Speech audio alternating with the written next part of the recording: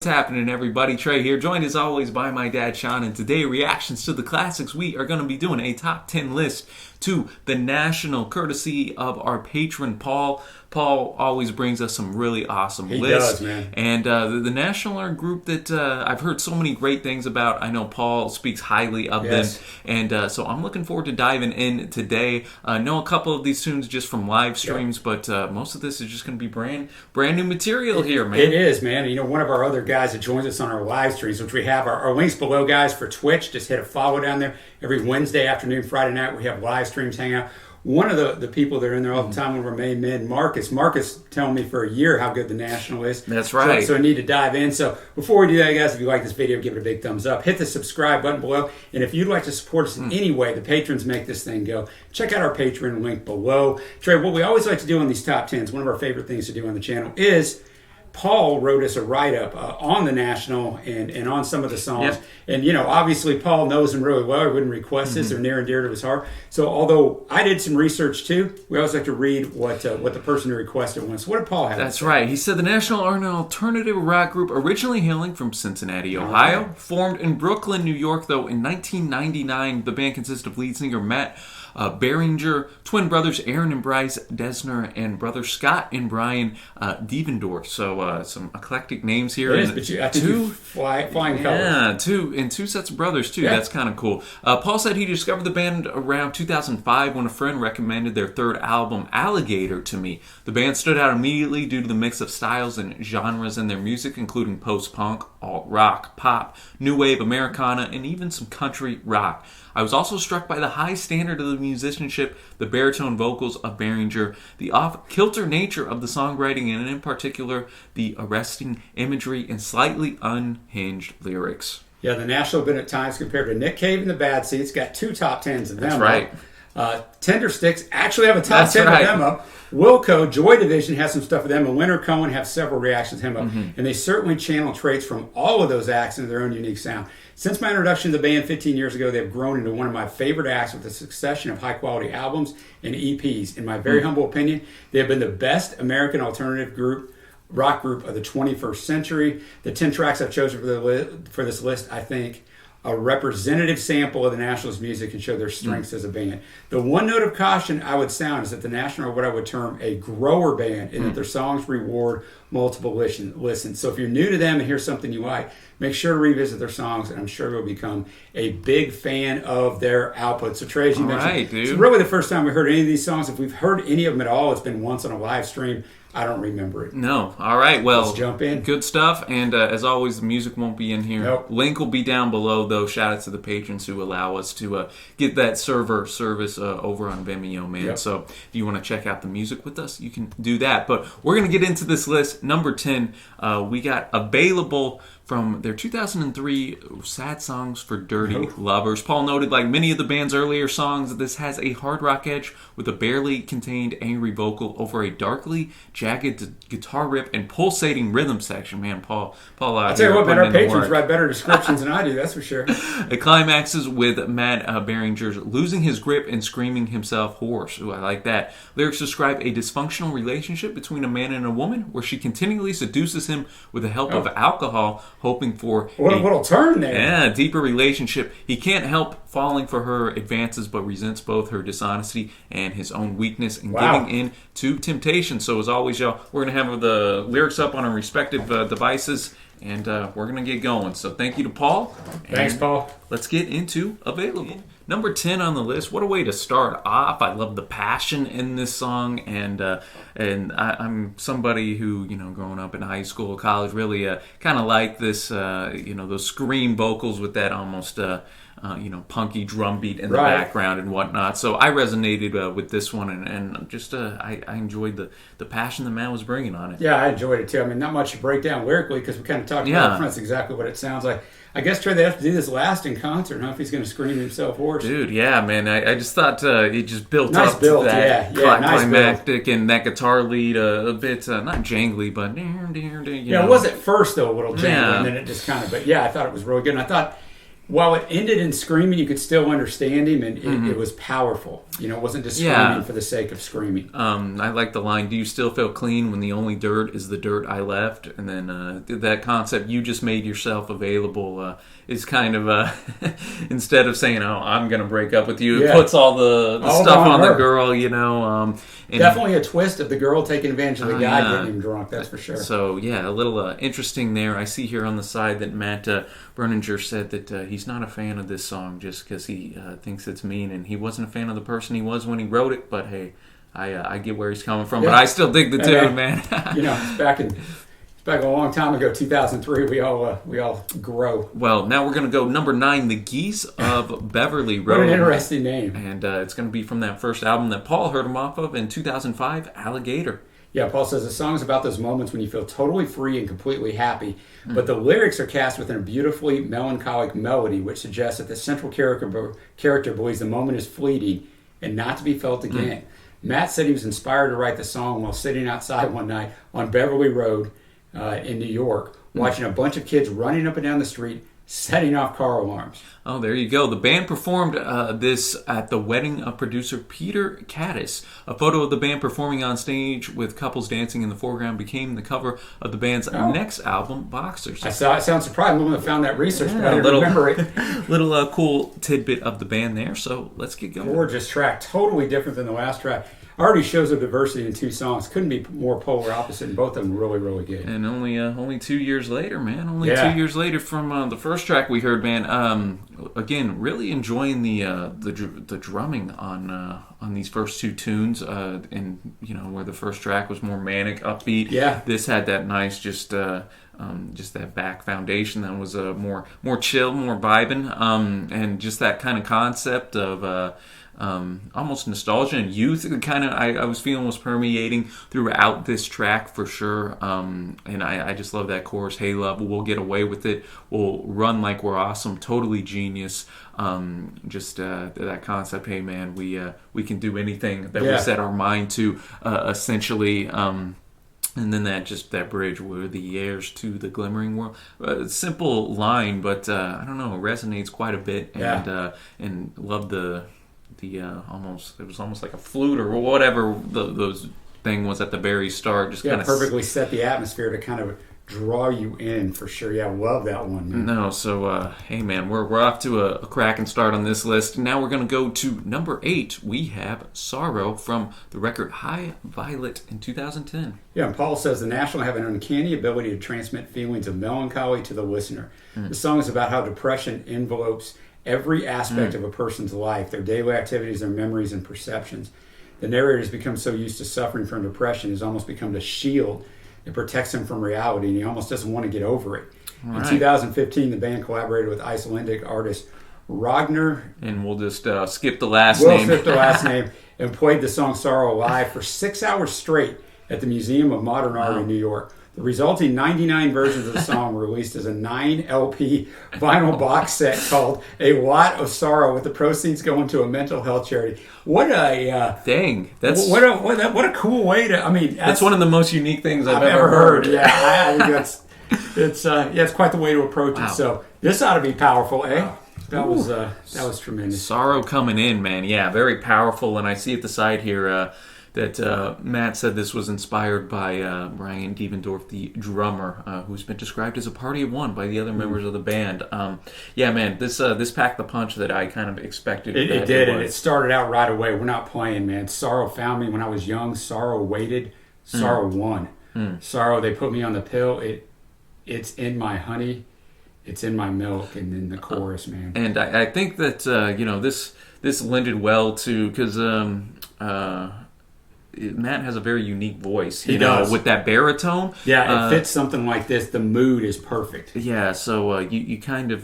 Barry Gibb ain't singing this. No, that's true. I just think, I think his style of voice, man, just sits with that more melancholy type of delivery here, man. And he notes, I live in a city sorrow built, and again, it's my honey, it's my milk, and then that chorus, because I don't want to get over you, I don't want to get over you, you know, that depression's almost become a part of it. Yeah, exactly. It becomes your identity somewhat, man, whatever we carry around. You know, you're almost scared to leave that behind, you know, in the counseling world as a counselor, you know, you see that with not only the depression, but, you know, like domestic abuse, whatever the case may be. People are comfortable in their situation, and even though it sucks, it's they're more scared of the unknown than they are of what they know. It's so I thought that got to the heart of that concept really, really well. So great song there, man. And now we're going to go to Fake Empire from Boxer in 2007. Paul said, an overly political song which focuses on the apathy of the U.S. population in the face of government policies that damage their happiness and well-being. Just want to remind you, this was 2007, but you know, you can plug it in wherever you want.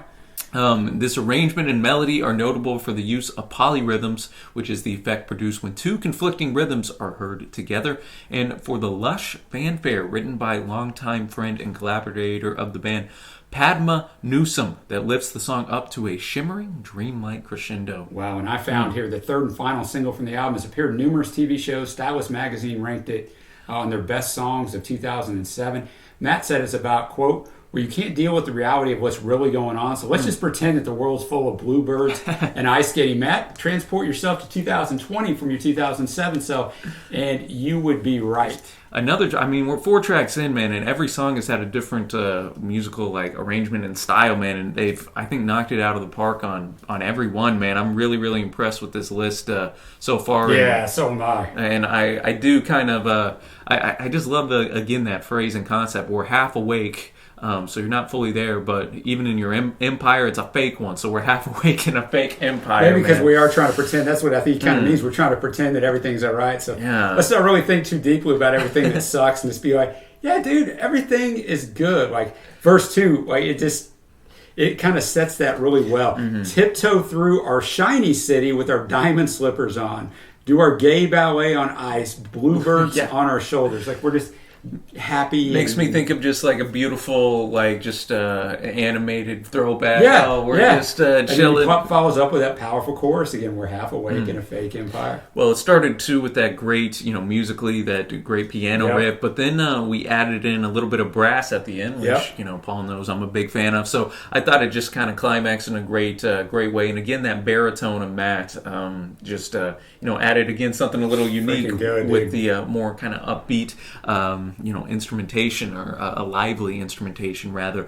Shout out on the orchestration too by Padma. I thought she killed it. And man, we're cruising. We're already on track number 6 here. We're gonna go into Sleep Well Beast, which is from 2017. So the latest song on the list so far with The System, Only Dreams, and Total Darkness. This is one of the ones that I know we played on the live stream before, but I can't tell you anything about it, man. But Paula again wrote up a nice little write-up for this. He says the album marks another significant progression for the band musically with more sophisticated production and the use of new elements such as electronica. This single became the band's first to appear on a Billboard chart in the U.S., reaching number 1 on the Adult Alternative Songs chart. I'll tell you, Trey, Billboard has so many freaking niche charts, man. It's a brilliant up-tempo track which contains a lengthy guitar solo, a rarity in the Nationals catalog.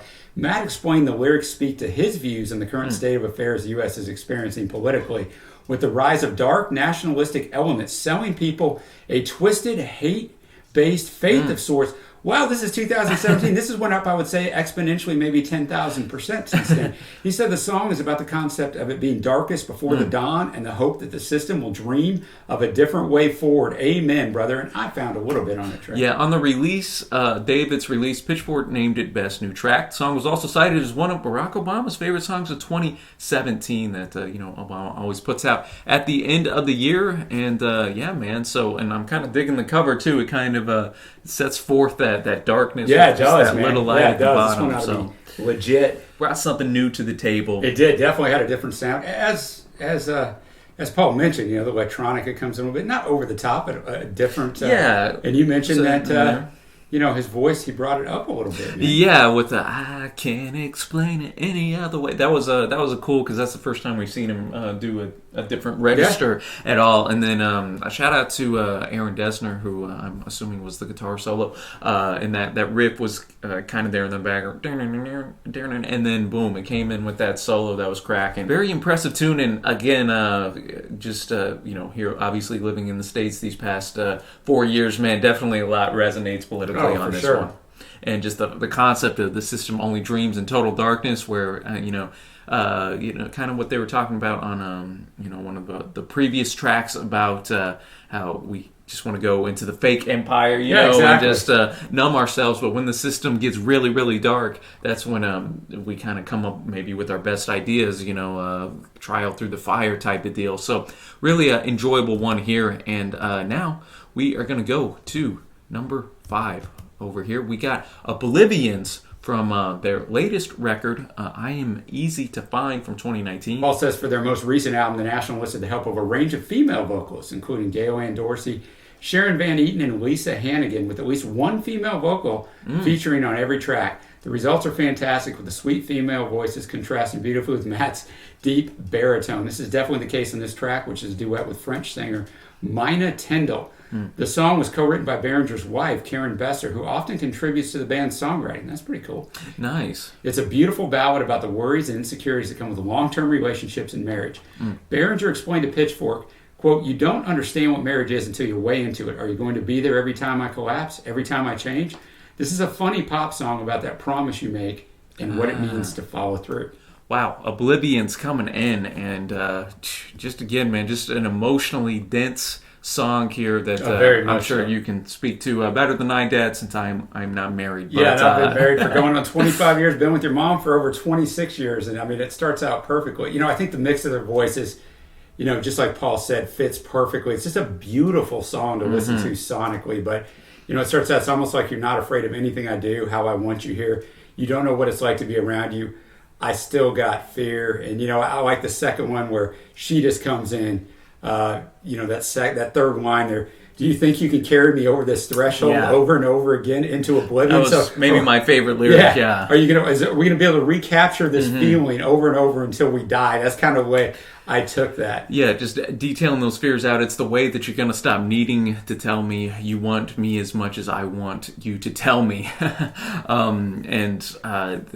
know they come in together. I thought they're, with Matt's unique voice and Mina's here just coming in, that contrast coming together, saying I still got my fear, was just beautiful. And dude, the very end where that outro came, and then the last 30 seconds there wasn't any words, but it was just like Mina going in, just kind of like oohing and ahhing, and it was just really gorgeous. Just another very impressive tune, man. I know I'm a broken record. Yeah, and I think the way I interpret the end of it, I still got my fear, where they just repeat it over and over. I think it's not that you live your relationship life in fear, but if you just get too comfortable and don't ever think that any of it could ever go away, you're going to get yourself in trouble, man. So I think there's a healthy fear, so to speak, there. That's a good point. Because just respect for it. Fear almost then helps you then appreciate what you got. Yeah, exactly. On the other side, it ain't going to be good. Yeah. So no, great point there. And now we're going to go to a track that I have hearted, but I don't remember. I know, I was thinking that too. I don't remember it either. But we got About Today. We're going to throw it back now to 2004 and the EP Cherry Tree. Paul noted this beautiful track captures perfectly the feelings of sadness, uncertainty, and regret that come with the slow and painful breakup of a relationship. Matt's sorrowful baritone is perfectly matched by a gentle acoustic guitar melody, understated but propelling drums, and gorgeously plaintive lyrics. Man, that's dang, man. Paul out here getting an A plus on his write-ups. No joke. All right, About Today coming in the 4-hole. What you think of this one, Dad? I thought it was, it's kind of a master class in song construction, because it had the least amount of lyrics, I would say, of anything we've gone across so far, very close to it. It's over 4 minutes long, but the delivery of it, he mentioned in the start, the strings are so beautiful. The delivery of it, Matt was very drawn out and pausing between lyrics to really draw you into that sorrow, almost that desperate feeling. You're right, man. It drove on. You just felt that desperation, like, oh man. And so that's what I enjoyed most about it. I mean, just a really good, the chorus is very simple, but how close am I to Losing You. Dude, I know. Right before that, you just walked away and I just watched you. What could I say? Yeah, I think the thing that struck me is just how, both the people in this relationship, they're just, they know it's over, and they don't even, they recognize that no matter what they do, it's not going to work out. They're not even going to try, Yeah, I've been in those relationships, and it's just like, man, this sucks. Because, one, you're going to be alone. Two, you might miss them. And three, is just that desperation of going, there's really nothing I can do. And no one likes the feeling of there's nothing you can do, but welcome to life, right? No, man. And just that guitar melody was just very gorgeous with the strings mixed in. Yeah, and just, I think you brought a great point up that about Matt's delivery of these lines. That's what makes it work. And, I kind of like the very end, a little switch up here. How close am I to losing you? And then it ends, how close am I to losing? And just ends it there, man. That one's tough. Woo, big sad tune here, man. And we're going to get now to our top three, ladies and gentlemen. We're going to go back to Boxer with Mistaken for Strangers. And Paul noted this is another pulsating track with compelling drums, rugged guitars, and fantastic hooks. Lyrics describe the transition from carefree youth to the first rungs of the corporate ladder as a young intern. Sounds like me. Yeah, that's what I was going to say. It fits you just perfectly. As the central character's career progresses, they become more and more alienated from their former friends as they fall into, quote, the unmagnificent lives of adults. Welcome. Concept behind the song reminds me of that Winston Churchill quote that if you are not a socialist in your 20s, you have no heart. But if you're not a capitalist by your 30s, you have no brains. Wow. All right. Well, here's what I found about it. The lead single, the song's title was also given to the 2013 documentary film Mistaken for Strangers, which premiered in 2013 at the Tribeca Film Festival in New York City. Film takes place in 2010 as the band prepares to dive into the international spotlight. The Nationals' lead singer Matt invites his brother Tom to join the band on tour for the latter's directorial debut. Wow. Hey, man. So after listening to this top 10, I might have to check that out. An artistic group all the way around. My favorite set of lyrics that Matt's wrote, just from the perspective of kind of the wordplay that he had in there. I quite enjoyed it, and again, this one resonated since I'm kind of at this point in my life. Yeah, I was going to say, I figured it would resonate. This one would resonate more for you. It starts out, you have to do it running, but you do everything that they ask you to because you don't mind seeing yourself in a picture as long as you look far away, as long as you look removed. Showered and blue blazered, fill yourself with quarters. Showered and blue blazer, fill yourself with quarters. And then the chorus, you get mistaken for strangers by your own friends when you pass them at night. That was the one that really stuck out. Citibank light. So he's painting this urban downtown. You're in the business world, arm in arm, and eyes glazing under. So, wow. Yeah, and then the concept, you wouldn't want an angel watching over. So, you're saying that to the angel, yourself. But surprise, surprise, they wouldn't want to watch. So the angels themselves wouldn't even. Well, harsh, man. And then the line that Paul noted here, another uninnocent, elegant fall into the unmagnificent lives of adults. He notes here, make up something to believe in your heart of hearts. So you have something to wear on your sleeve of sleeves. Usually the concept is I'm going to wear my heart on my sleeve. Yeah, but right here you don't really believe what you're doing. So you got to kind of make up this thing to motivate you that, you kind of got to put it through a different lens. No, so I thought Brian was, again, really impressive on the drums here, kind of propulsing the track forward. Man, just a cool concept for a track, for sure, man. Enjoyed the music on that one. And now we are to number 2 on this list, rather. We got Bloodbuzz, Ohio. We're going to take it back, y'all, to High Violet from 2010. Yeah, Paul says, another track with strong percussion, swirling layered guitars and piano, and mournful lyrics. It was written and released in the middle of the U.S. property and financial crash from 2008 to 12. The narrator describes being crippled by financial worries and witnessing his friends and family lose their homes in a downward spiral of debt and despair. Matt described how the band viewed their home state of Ohio as a microcosm of all of America in terms of how it is divided socially, economically, and politically. The term Bloodbuzz has had multiple interpretations attached to it, but Behringer admitted that it came to him as just a cool-sounding word that symbolizes a love-hate relationship with their home state. Well, I was wondering exactly, so it's as simple as that. And I found it was the lead single, and Pitchfork magazine named it 76 on its list of the 200 best songs of the 2010s. High praise from Pitchfork. Right here, and again, a lot to enjoy on this one. Again, getting to kind of the heart of feeling disconnected from his home, you know? Yeah, stand up straight at the foot of your love, I lift my shirt up. Stand up straight at the foot of your love, I lift my shirt up. I was carried to Ohio in a swarm of bees. I never married, but Ohio don't remember me. And then, I enjoyed that line. I never married, but Ohio don't remember, because when you marry, you know, a lot of people kind of move away from their home. They do. And then as we get deeper into the song is where he really just, the chorus, I still owe money to the money I owe. I love that line. Never thought about love when I thought about home. Mm-hmm. I still owe money I owe. The floors are falling down from everybody. Mm-hmm. I know. So it's interesting. It's not the ceiling's falling down or the walls are falling down. This is the ultimate of desperation. The floor is falling out. So man, just a powerfully written song. And then he kind of delivers the "I'm on a blood buzz" almost like he is buzzed. Yeah, he does. Yeah, he gets a little different vocal delivery. And it is just a cool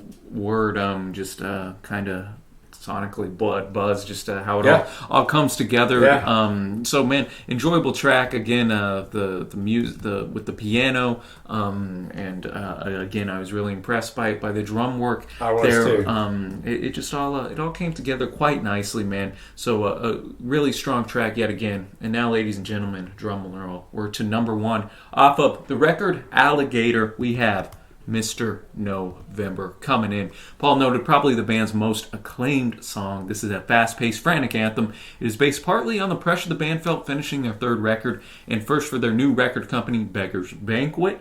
It is also partly based on John Kerry's candidacy for the U.S. presidency in 2004. Running against W in his second term. That's right. And, the song came out in 2005. And the pressure that goes with that experience. For the 08 campaign, they had Barack Obama's T-shirts printed with the words Mr. November underneath. All proceeds were donated to Obama's campaign. Yeah, and I've been lucky enough to catch the band's blistering live show on 3 occasions. This song was a highlight each time, with Behringer walking down among the crowd screaming the chorus. Although he's admitted in an interview that he may have to stop his crowd walking activities. He said, quote, especially in the UK, there have been some attempts to take my pants off. It's hard to sing a song when you're desperately trying to keep from having your belt undone by some drunk dudes. All right, man. That was definitely my favorite chorus. Just I could imagine it being played live, Paul. I'm a bit jealous, man, because that I'm sure was quite powerful. And I'll take this up as an anthem myself because I was born November 5th. Yeah, I'm Mr. November, and I try not to F anybody over. So. Yeah, I don't like how you reverse it. I won't F us over. I'm Mr. November. I'm Mr. November. I won't F us over. Just a powerful anthem, man. And definitely when you know the backstory with the presidency, you can see that with the I'm the new blue blood, I'm the great white hope. White hope. If they're pointed at Obama's, they're probably like, what? But yeah, it was supposed to be for John Kerry originally. I didn't even think of that. Yeah, they're probably like, okay. He knows, I wish that I believed in fate. I wish I didn't sleep so late. I used to be carried in the arms of cheerleaders. And he says that 3 times just to emphasize. Yeah, man. Used to be looked upon so well, this or that. But when the presidency comes, man, you don't know if you're going to get that dub or not. And John Kerry didn't get the dub. So he did not. But man, really anthemic here. Again, I'm just incredibly impressed with the drum work this entire one. So shout out to Brian Devendorf for bringing it to us here, man. And that'll take us now to our favorite tracks. Before we get into those, Trey, if you can bring that screen back up, there's a whole bunch of honorable mentions. That's right. Just so that. Because what happens is we put these top 10s up, and sometimes we'll get in the I can't believe this song went in there. Paul tried to, I think, give us a representation of all different things. But he said his honorable mention were Murder Me Rachel, All the Wine, Abel, I Should Live in Salt, Sea of Love, Slow Show, Apartment Story, Start a War, Terrible Love, Conversation 16, Vanderwild Crybaby Geese, which is a great title, and Not in Kansas. Shout out to Jason Berger. Sorry, brother. Not in Kansas. Oh, man. So, yeah, I'm glad you reminded me of that. No, just because it's Paul knew. Paul already knew that in the comments. I can't believe this song is in there. Well, it's an honorable mention. You can only fit 10. Well, so now we'll go to our favorite tracks. I know you already got them up there. Yeah, taking my notes. So my honorable mentions are Mr. November and Fake Empire.